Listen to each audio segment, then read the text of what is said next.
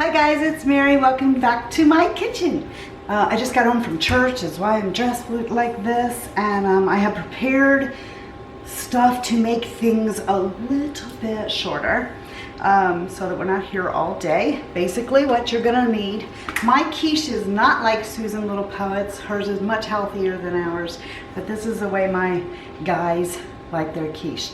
Okay, so you want to get yourself a big bowl. Okay, so this is just a big Tupperware mixing bowl.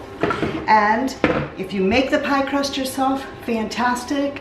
Sometimes I do, sometimes I don't. Just depends on how I'm feeling. So then you can do one of two things. You can take a fork and you can press it down along the edges if you want.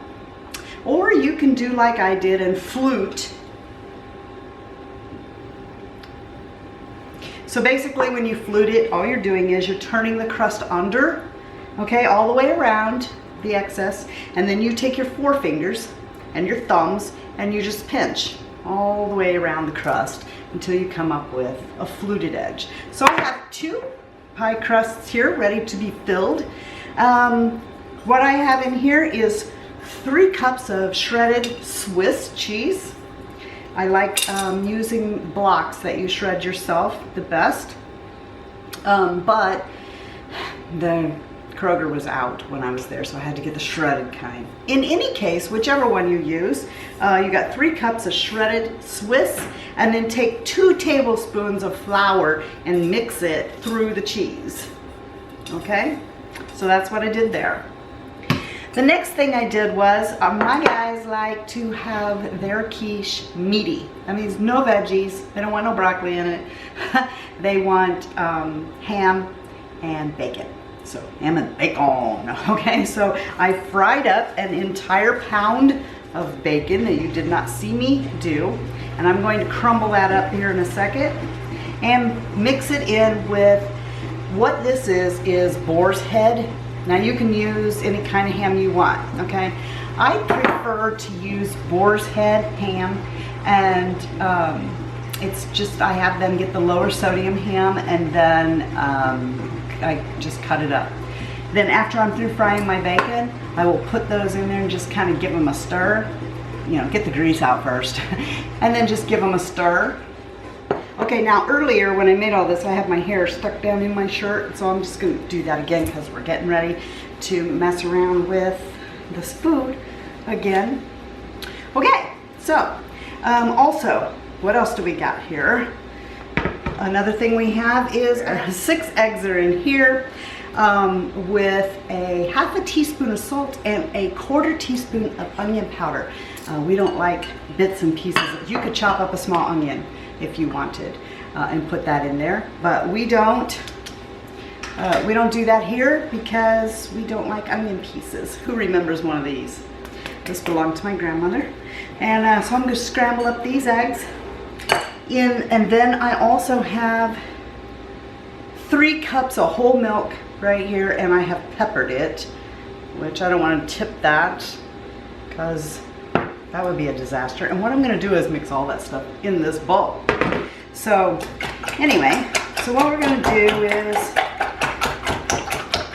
squash these yolks. Aren't you glad you didn't have to watch me fry up all the bacon and get all of this ready? Wasn't that nice of me to get that ready for you? The oven is 450 degrees. It's preheated, and it will take an entire hour. You know, it's like pumpkin pie. You're gonna have to keep checking it at the hour, about the 45-minute to hour mark, to see if it's done in the middle. So it typically takes about an hour to make quiche. Bake, not an hour to do the whole thing, but bake it. Okay, so I got the eggs in this bowl. Now I'm just gonna mix everything except for the bacon. Okay, I'm kind of particular about the bacon. I don't like it when, you know how you cook bacon in something and then it comes out rubbery? I hate that. I like my bacon crunchy. So what I do with the bacon is, the last thing I do is crumble it all up and pour it on top of the quiche. Not stirred in like I'm getting ready to do with this ham. So in goes the ham, our milk, and you remember I peppered that, and our 3 cups of Swiss cheese and 2 tablespoons of flour.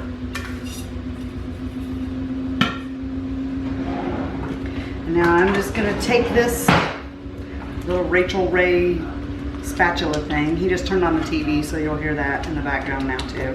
We got a lot of background noise going on over here because it'll fritzy up in the house. Okay, so stir that up. All right, so then when you stir that up, you're gonna come up with a mixture that you can't see, but I will put right there. And then once you've got that all mixed up, I recommend you do not pour this in there, okay? Because what's gonna happen is you're gonna end up with more egg in one and more soupy egg mix in one and more cheese in the other. So get yourself a measuring cup, okay? So just take a measuring cup and evenly disperse it, moving it all around so your cheese and everything's not all clumped up in one spot.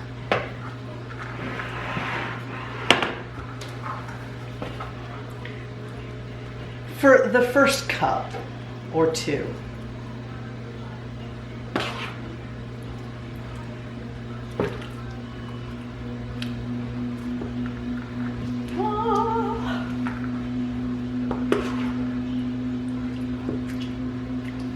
Okay. Now we can pour what's left. So we're just gonna take what's left and evenly between these two, pour it in. And we got nice 2 Quiche Lorraines here ready to go in the oven. Okay, now I'm gonna stir that around a little bit just to make sure that my cheese is evenly dispersed. Now I do the bacon. Most people do that just like they would the ham, right? But, I mean,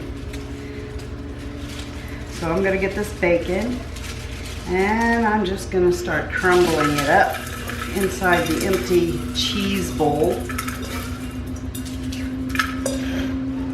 You can also get healthy and use turkey bacon. And, I mean, you can't get much healthier than the ham I used. It was boar's head. It was lower sodium. So, but you could substitute bacon for turkey bacon. And you could probably even just use egg beaters, 2% milk instead of whole milk. Ooh, cream. No. Okay, I'm not getting that ridiculous. That is a big old bunch of. Now we got a bunch of bacon bits in there. A whole pound of bacon bits. And then I sprinkle it on the top of this quiche. Because like I said, I want my bacon to be crunchy, not chewy. And if I mix it in with that oven mix, or with the egg mixture, it's gonna get soft and chewy and rubbery. All right, then.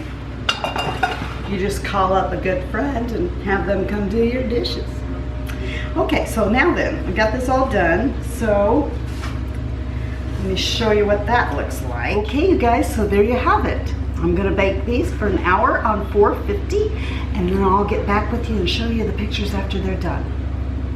I hope you're having a blessed day, and if not, go be a blessing to somebody else.